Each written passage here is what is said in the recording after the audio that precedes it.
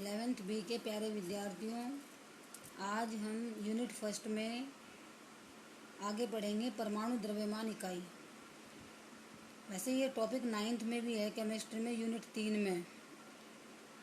अणु एवं परमाणु जो यूनिट 3 है उसमें ये टॉपिक है परमाणु द्रव्यमान इकाई।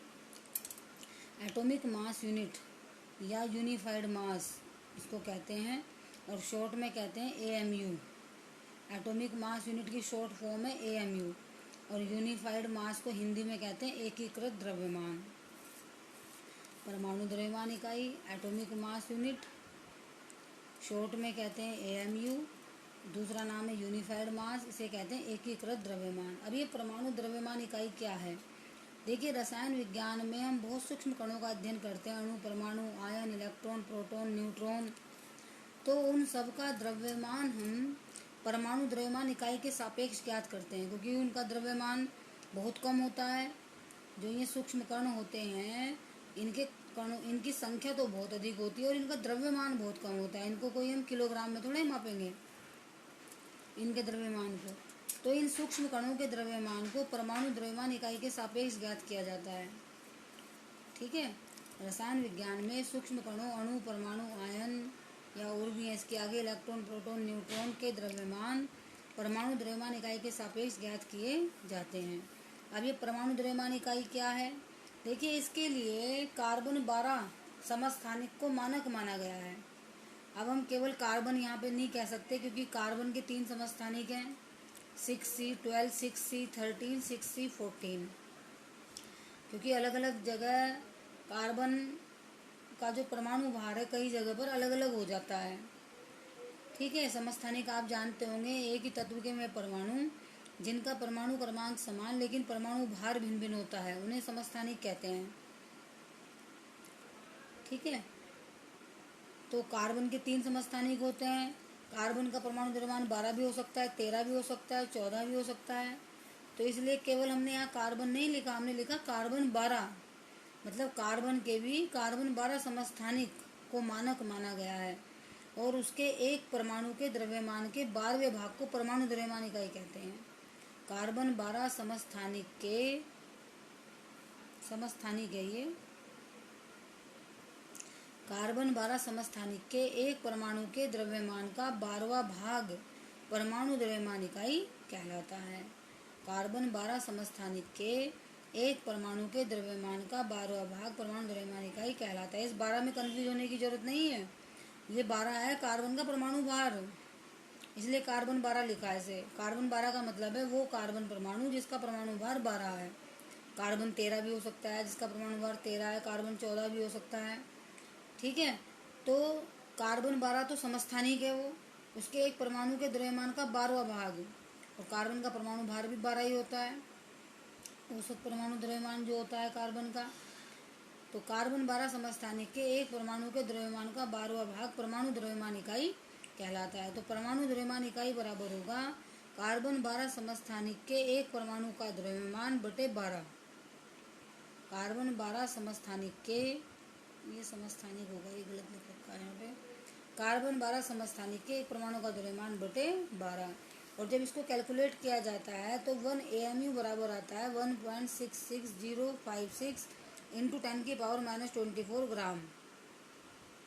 परमाणु द्रव्यमान इकाई को हम इंग्लिश में एटॉमिक मास यूनिट कहते हैं, और इसकी शॉर्ट फॉर्म है AMU। 1 AMU बराबर आएगा, अगर इसको हम कैलकुलेट करें, 1.66056 इंटू 10⁻⁻24 ग्राम। एक AMU इतने ग्राम के बराबर होता है। जैसे आप एक एग्जाम्पल देखिए, यहाँ पर हाइड्रोजन परमाणु के द्रव्यमान को AMU में व्यक्त कीजिए। तो हाइड्रोजन के एक परमाणु का द्रव्यमान इतने ग्राम है, 1.6736 इंटू 10⁻⁻24 ग्राम है। तो इसका अर्थ ये हुआ, चूंकि 1.66056 10⁻⁻24 ग्राम, अभी हमने निकाला 1 AMU बराबर कितने ग्राम बराबर 1 AMU है, तो ये ऊपर लिखा है ना 1.66056 10⁻⁻24 ग्राम बराबर 1 AMU। तो इतने ग्राम बराबर कितने AMU, तो इसको निकाल लिया हमने 1, इसलिए 1 पॉइंट, ये चिन्ह तो है चूंकि इसमें 2 बिंदु ऊपर होते हैं एक नीचे, और अगला चिन्ह है इसलिए, इसमें एक बिंदु ऊपर और दो नीचे होते हैं, इसलिए 1.6736 10⁻24 ग्राम बराबर कितने एम, तो ये हो गया 1/1.6605 10⁻24 इंटू, ये उधर चला गया ऊपर 1.6736 10⁻24, ये -24 है भाई, जरा ध्यान से देख लेना। यहाँ पर भी ये -24 है, तो -24 से -24 कट गया, ये कैलकुलेट करके 1.008 आ गया। और आप जानते हैं हाइड्रोजन परमाणु का द्रव्यमान जो होता है AMU में एक्चुअल 1.008 होता है, राउंड फिगर में हम 1 ही लिखते हैं। देखिए ये एग्जाम्पल आपकी बुक में भी दिया गया है, यहाँ पर ये लिखा है, देखिए AMU के पदों में हाइड्रोजन परमाणु का द्रव्यमान, तो ये 1.008 AMU आ गया। दूसरा मैंने बताया कि जो परमाणु द्रव्यमान इकाई है इसे यूनिफाइड मास भी कहते हैं, हिंदी में एकीकृत द्रव्यमान कहते हैं, और इसकी शॉर्ट फॉर्म होती है U। इसकी शॉर्ट फॉर्म लिखते हैं U, इस तरह से, ये U है, मतलब AMU या U। AMU की शॉर्ट फॉर्म मतलब जो परमाणु द्रव्यमान इकाई है, इंग्लिश में कहेंगे एटॉमिक मास यूनिट, तो इसकी शॉर्ट फॉर्म AMU होगी। दूसरा नाम है एकीकृत द्रव्यमान यूनिफाइड मास, इसकी शॉर्ट फॉर्म U हो गई। तो AMU या U, जितने भी सूक्ष्म कण होते हैं, अणु, परमाणु, आयन, इलेक्ट्रॉन, प्रोटॉन, न्यूट्रॉन, इनका द्रव्यमान परमाणु द्रव्यमान इकाई के सापेक्ष ही ज्ञात करते हैं। आपने देखा होगा AMU में इनका द्रव्यमान हम ज्ञात करते हैं, ग्राम में तो वो बहुत बड़ी फिगर आ जाती है कि -24 या -31 इस तरह से आ जाता है, तो AMU में ज्ञात किया जाता है। जैसे हाइड्रोजन का ग्राम में तो देखिए आप, हाइड्रोजन का ग्राम में तो इतनी बड़ी फिगर है, ये 1.6736 10⁻24 ग्राम, और AMU है हाइड्रोजन का परमाणु भार, हाइड्रोजन इक्वल टू 1.008 AMU। तो AMU में गुणा भाग करना सरल रहता है, इसलिए हम सूक्ष्म कणों का जो द्रव्यमान है वो AMU में ज्ञात करते हैं। इसके आगे देखिए आप, परमाणु द्रव्यमान या परमाणु भार क्या है, एटॉमिक मास या एटॉमिक वेट। तो परमाणु द्रव्यमान या परमाणु भार क्या होता है, ये भी परमाणु द्रव्यमान इकाई के सापेक्ष ज्ञात करते हैं। तो किसी तत्व का परमाणु द्रव्यमान वह संख्या होती है जो यह प्रदर्शित करता है कि उस तत्व का एक परमाणु परमाणु द्रव्यमान इकाई के सापेक्ष कितना गुना भारी है। किसी तत्व का परमाणु द्रव्यमान वह संख्या होती है, किसी तत्व का परमाणु द्रव्यमान वह संख्या है, इसे काट दीजिए यहाँ से, जो यह प्रदर्शित करती है कि उस तत्व का एक परमाणु, एक जोड़ लीजिए इसमें, उस तत्व का एक परमाणु पर, यहाँ पे कोमा है, ये परमाणु द्रव्यमान इकाई के सापेक्ष कितने गुना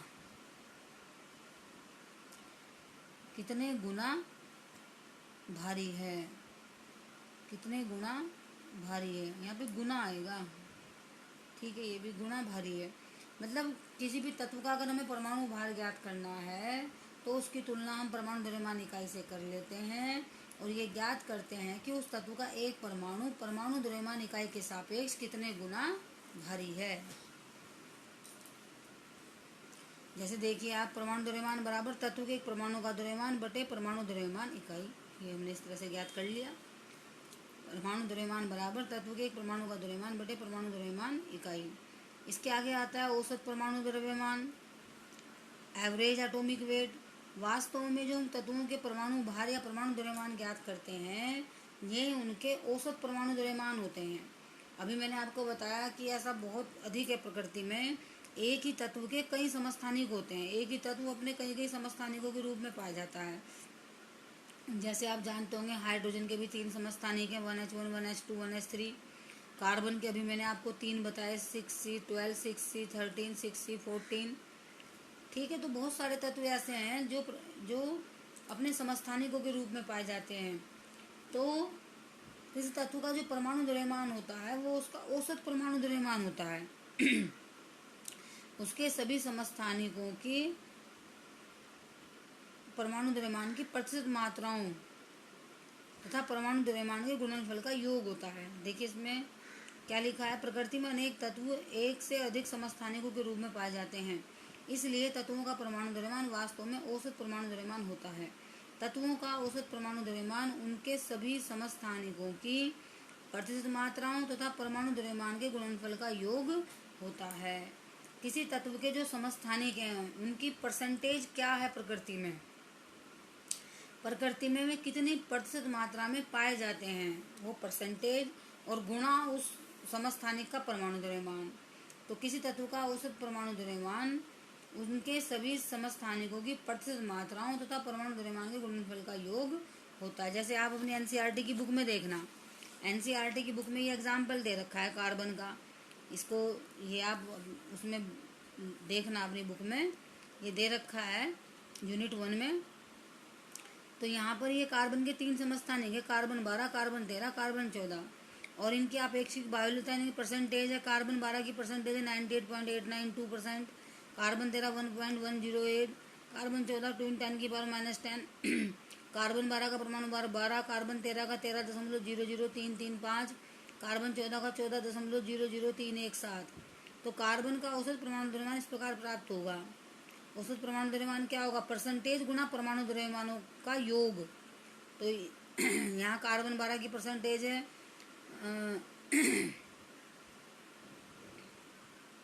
98.892 गुना 12 प्लस फिर आ गया 1 पॉइंट, इसको शायद चेंज कर उसमें 100 से इसको वो कर रखा है शायद कैलकुलेट। तो यहाँ पे ये पॉइंट ये जैसे 1.108 है ना, 100 से भाग दे रखा है शायद, इसको 1.01108 आ गया, गुणा इससे गुणा कर दी इसके परमाणु द्रव्यमान से, प्लस 2 गुणा 10 की घात -10 इसे 14.00317 से कर दी। तो कार्बन का जो औसत परमाणु द्रव्यमान है ये आ गया 12.011 U। मतलब परसेंटेज को परमाणु द्रव्यमान से गुणा कर देंगे, सभी समस्थानिकों की प्रतिशत मात्राओं तथा उनके परमाणु द्रव्यमानों के गुणनफल के योग के बराबर होता है, गुणनफल के योग के बराबर। इस तरह से आप इसको देख लेंगे उसमें बुक में, ये बुक में है, इसको आप अपनी कॉपी में लिख भी लेना चाहे। कार्बन का औसत परमाणु द्रव्यमान इस प्रकार प्राप्त होगा, इस तरह से इस एग्जाम्पल को लिख लेंगे आप। इसके बाद आगे देखिए आप, आणविक द्रव्यमान या अणुभार किसे कहते हैं, मोलिकुलर मास, इंग्लिश में कहेंगे इसको मोलिकुलर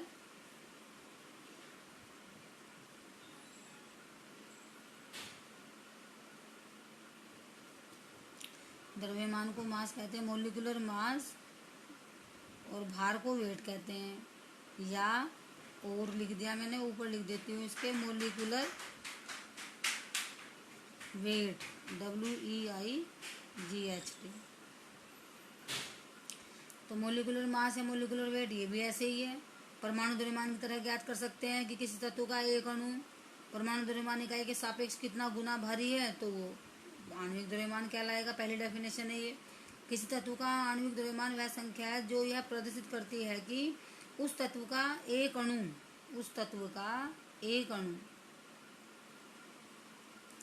परमाणु द्रव्यमान इकाई के सापेक्ष कितना गुना भारी है। तो आणविक द्रव्यमान बराबर एक तत्व के एक अणु का द्रव्यमान, गलत लिखा हुआ है, तत्व के एक अणु का द्रव्यमान बटे परमाणु द्रव्यमान इकाई। ये तो हो गई सैद्धांतिक रूप से। और वैसे आप कैसे कर सकते हैं, किसी अणु का द्रव्यमान उसमें उपस्थित सभी तत्वों के परमाणु द्रव्यमानों का योग होता है। कक्षा 9 में था ये भी। हम जब किसी यौगिक का अणुभार निकालते हैं तो किसी यौगिक का अणुभार उसमें उपस्थित सभी तत्वों के परमाणु द्रव्यमानों का योग होता है। ठीक है, किसी अणु का द्रव्यमान उसमें उपस्थित सभी तत्वों के परमाणु द्रव्यमानों का योग होता है। अब जैसे निम्नलिखित के लिए आणविक द्रव्यमान का परिकलन करना है हमें।